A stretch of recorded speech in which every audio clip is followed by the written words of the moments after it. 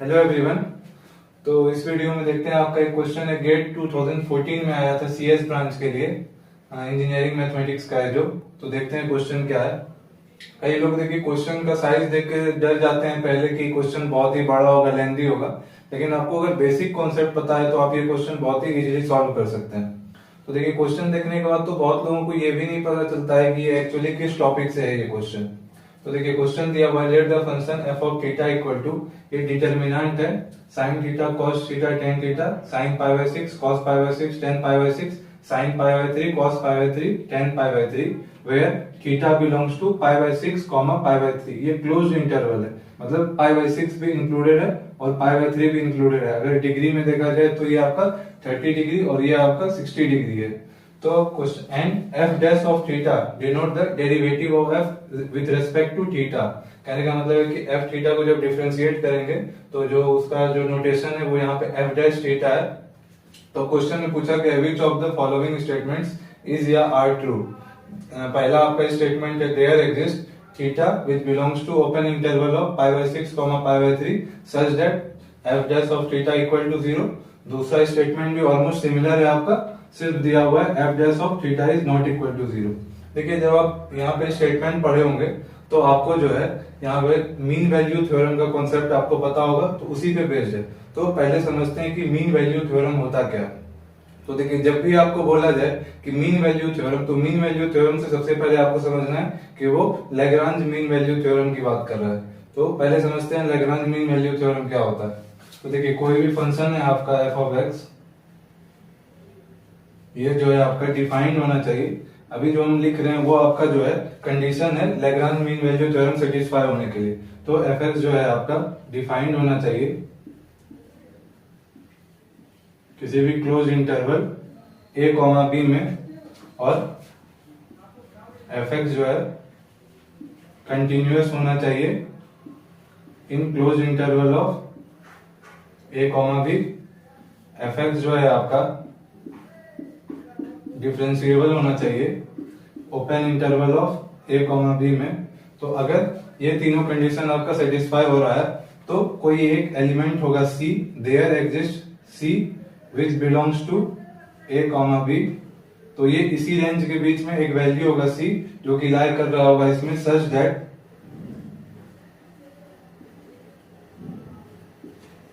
f dash of x equal to f b minus f of a by b minus a.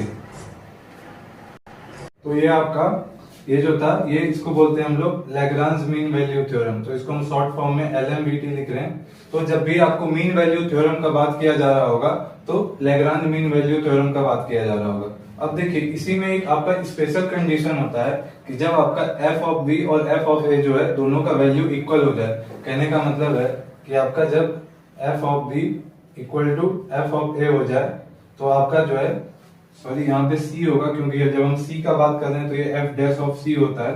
तो जब आपका f of b equal to f of a हो जाएगा तो इसका difference जो है आपका वो 0 आ रहा होगा, यानी एफ डैश ऑफ सी आपका क्या हो जाएगा, 0 हो जाएगा। तो ये जो है आपका पहले तो ये जो हम आपको ये बताए, ये जो आपका कंडीशन था इसको बोलते हैं लैग्रांजेस मीन वैल्यू थ्योरम। और इसी में हम एक स्पेशल केस जोड़ दिए, जब आपका f of b equal to f of a है तो एफ डैश सी आपका इक्वल टू 0 हो जाएगा। तो इसको हम बोलते हैं Rolle's mean value theorem. Short form में हम आरएमवीटी लिख रहे हैं। तो देखिए आपका रॉल्स मीन वैल्यू थ्योरम जो होता है वो लैग्रांजेस मीन वैल्यू थ्योरम का एक स्पेशल केस है। तो कभी भी कंफ्यूज नहीं होइएगा कि जब आपको मीन वैल्यू थ्योरम बोला जा रहा है तो यानी लैग्रांजेस मीन वैल्यू थ्योरम की बात की जा रही होगी। और लैग्रांजेस मीन वैल्यू थ्योरम को हम फर्स्ट मीन वैल्यू थ्योरम भी बोलते हैं।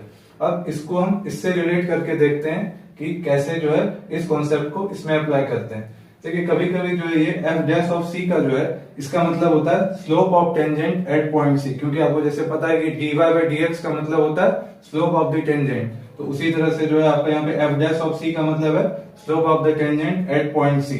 अब देखिए ये इक्वल टू क्या है, ये इक्वल टू देखिए अब जो है आपका ये पॉइंट जैसे ले लेते हैं, कोई पॉइंट है आपका ए कॉमा बी और इसके करस्पॉन्डिंग जो है आपका फंक्शन की वैल्यू क्या दी हुई है, f of a comma f of b. अब देखिए आपको पता है कि y इक्वल टू आपका क्या होता है, y इक्वल टू आप फंक्शन लिखते हैं y equal to f of x. तो जब आप इसको देखिएगा तो जब आप स्लोप निकालने का जो है एक फॉर्मूला पढ़े होंगे कि जब एक लाइन है जिसका एंड पॉइंट दिया हुआ है x1 और y1 और दूसरा एंड पॉइंट है आपका x2 y2, तो आपका जो है स्लोप जो होता है वो होता है आपका y2 minus y1 upon x2 minus x1। तो यहाँ पे भी वही केस है आपका, ये हम मैथमेटिकली लिखे हैं, लेकिन इसी को जो है आप लिख सकते हैं कि slope of the tangent at point c is equal to the slope of the line joining point a, b and f of a, f of b। मतलब कहने का मतलब है कि आपका कि एक एंड पॉइंट में जो है आपका ये कोई लाइन है, देखिए ये कोई लाइन होगा आपका, इसका एक एंड पॉइंट है आपका a, इसके करस्पॉन्डिंग y की वैल्यू है f ऑफ a और ये है आपका b और ये है आपका f ऑफ b। तो देखिए y2 माइनस y1 यानी f of b minus f of a divided by x2 minus x1 यानी b माइनस a। तो यानी slope of the tangent at point c is equal to slope of the line joining point a, f of a and b, f of b। तो ये तो हो गया आपका concept हो गया ये लैग्रांजेस मीन वैल्यू थ्योरम का, और इसका स्पेशल केस आपका होता है रॉल्स मीन वैल्यू थ्योरम। तो देखिए अब इसको इसमें कैसे हम इस कॉन्सेप्ट को अप्लाई करते हैं। तो देखिए पहले जो है आपका ये जो है फंक्शन दिया हुआ है, बहुत लोग सोच रहे होंगे कि डिटर्मिनेंट को पहले हम एक्सपेंड करके देखते हैं जिससे मेरा जो है f ऑफ x जो है एक फंक्शन के फॉर्म में आ जाए। कहने का मतलब है कि sin theta into cos of pi by 6 into ten of pi by 3 minus ten of pi by 6 into cos of pi by 3। ऐसा कोई एक्सपेंड करने का आपको जरूरत नहीं है, आप सिंपली इसको बिना पेन उठाए भी आप इसको सॉल्व कर सकते हैं। तो देखते हैं इसको कैसे सॉल्व करते हैं।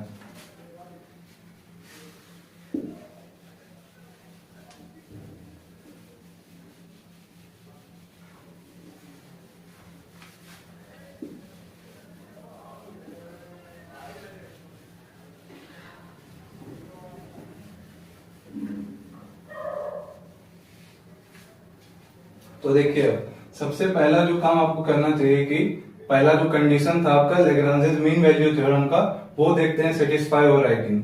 तो देखिए जब आप इस फंक्शन को एक्सपेंड कीजिएगा तो इसका जो आपका सेकेंड रो है और आपका जो थर्ड रो है ये आपका कांस्टेंट होगा। क्यों कांस्टेंट होगा? क्योंकि यहाँ पे sine of pi by 6 value होगा, नॉर्मल वैल्यू होगा कुछ, कॉस ऑफ पाई बाय 6 उसी तरह से टेन ऑफ पाई बाय 6, फिर आपका थर्ड रो में sine of pi by 3 cos of pi by 3। तो ये सब आपका जो है ये सब कांस्टेंट वैल्यू होगा। तो आपका फंक्शन जो है ये आपका फर्स्ट रो जो दिया हुआ है जो कि आपका वेरिएबल है यहाँ पे थीटा, तो इसी पे डिपेंड कर रहा होगा साइन थीटा, कॉस थीटा और टेन थीटा। जब आप इसको एक्सपेंड कीजिएगा तो ये साइन थीटा, कॉस थीटा और टेन थीटा और उसका कुछ आपका कोफिशिएंट होगा जो कि कांस्टेंट होगा। तो देखिए पहला स्टेटमेंट का जो पहला आपका ये था कंडीशन था वो कह रहा था कि f ऑफ x जो है आपका a, b का एक क्लोज इंटरवल में डिफाइंड होना चाहिए। अब देखिए यहाँ पे pi by 6 to pi by 3 यानी आपका 30 डिग्री से लेके 60 डिग्री के बीच में साइन थीटा भी आपका डिफाइंड है, कॉस थीटा भी आपका डिफाइंड है, टेन थीटा भी डिफाइंड है। साइन थीटा तो आपका एवरीवेयर डिफाइंड होता है, आपको पता है। कॉस थीटा भी आपका एवरीवेयर डिफाइंड है, लेकिन टेन थीटा जो है आपका पाई बाय 2 या फिर 2n+1 इंटू पाई बाय 2 पे आपका डिफाइंड नहीं होता है, लेकिन पाई बाय 2 जो है ये इसके रेंज से बाहर है। तो इसलिए आपका f ऑफ x यानी f ऑफ थीटा आपका डिफाइंड है इस इंटरवल में। तो देखिए पहला कंडीशन आपका ट्रू हो गया। अब नेक्स्ट कंडीशन देखते हैं कि आपका f ऑफ थीटा जो है इसके अंदर जो है आपका कंटिन्यूअस है कि नहीं इस इंटरवल में। अब देखिए एक चीज है जो आपको हमेशा याद रखना चाहिए कि साइन x और कॉस x जो है आपका एवरीवेयर कंटिन्यूअस होता है। कहने का मतलब है कि जब आप ग्राफ ड्रॉ करते हैं तो ये आपका साइन x का ग्राफ होता है ऐसा, ये पॉजिटिव साइड ही कंसीडर किए, और फिर जब आप cos x का भी ग्राफ ड्रॉ कीजिएगा तो ये ऐसा दिखता है। तो देखिए जब आप ग्राफ ड्रॉ कर रहे हैं तो इसमें कहीं भी पेन उठाने का जरूरत नहीं है, ये कंटिन्यूअस है। तो इसलिए आप जो है यहाँ से आपको पता चलता है कि ये sin x और cos x तो हमेशा कंटिन्यूअस होगा। अब देखिए tan x का बात करते हैं, तो tan x का भी जब आप ग्राफ ड्रॉ करते हैं तो tan x का भी जो आपका ग्राफ है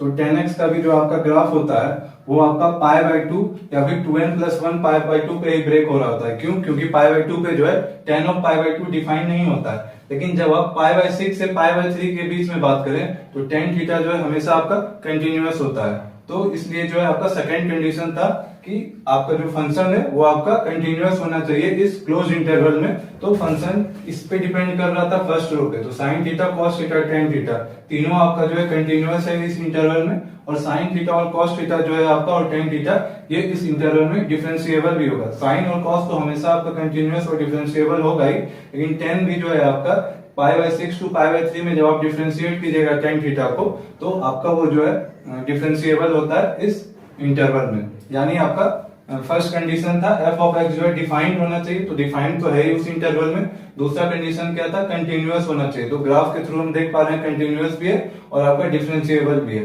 तो आपका तीन कंडीशन जो है सेटिस्फाई कर गया। अब देखते हैं कि अब इसके स्टेटमेंट पे आते हैं, यानी यहाँ पे हम जो है आपका Lagrange's mean value theorem apply कर सकते हैं।